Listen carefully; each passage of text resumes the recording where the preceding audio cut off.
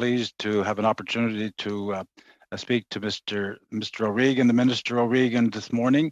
Thank you for joining us. I share with you, of course, the memories of the Ocean Ranger tragedy and the Cougar helicopter tragedy, and I attended hearings of both of those inquiries. In fact, had standing at the offshore helicopter inquiry organized by or run by Mr. Justice Wells.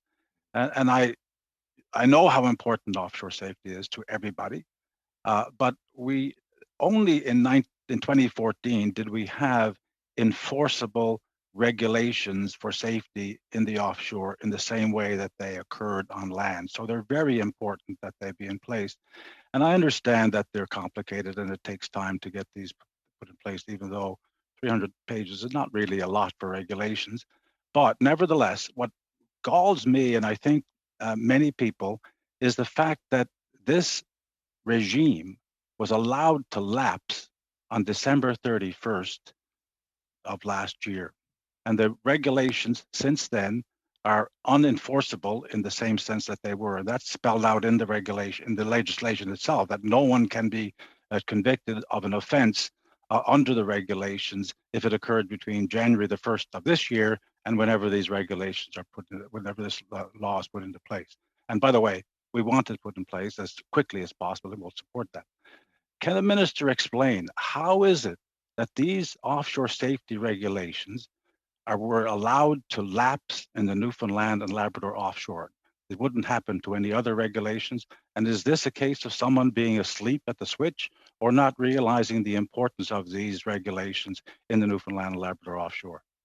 No, I don't think it's a case. I thank the honourable member for his question. I don't think it's a case of anybody being asleep at the switch, but it is an incredibly important question to get right. I'm going to call Tim Gardner from my department, because I want Tim just to kind of maybe flesh out for you, what happened here and precisely answer your questions, Mr. Harris. Tim? Yeah, I want a short answer, but not a long answer, but a precise answer, because I only have a few more minutes left. He's good at that. Yeah, understood.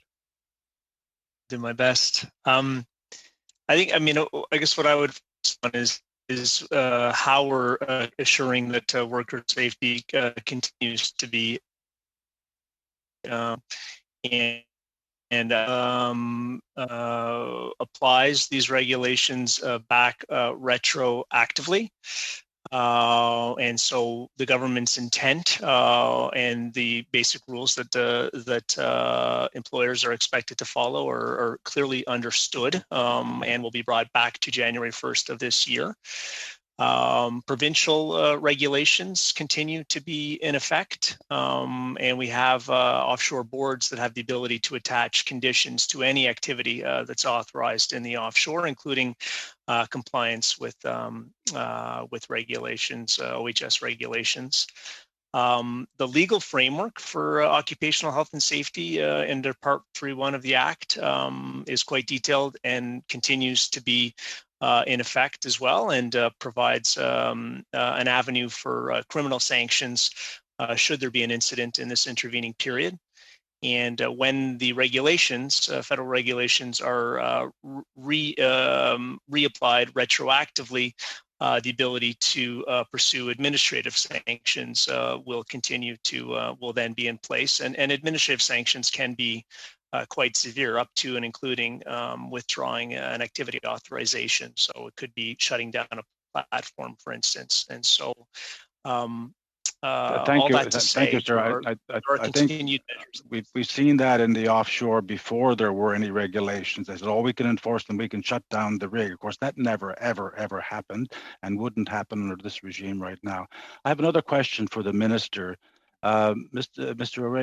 O'Regan, one of the other important points was and in the 2014 legislation was the appointment of offshore joint worker and employer and government advisory committees.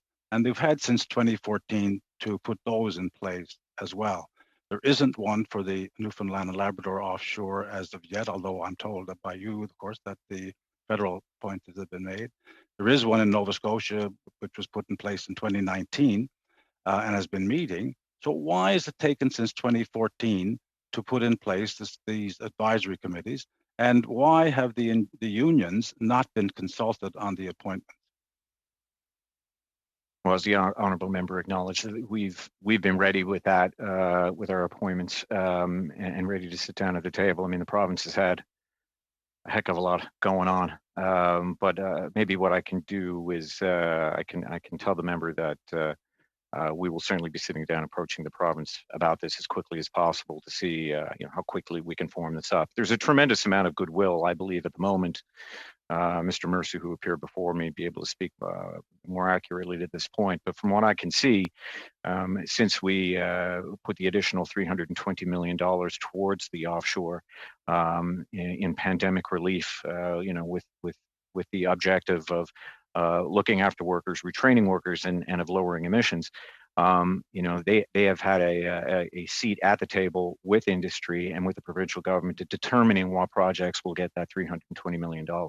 They've also been somewhat involved in the emissions reduction fund as well.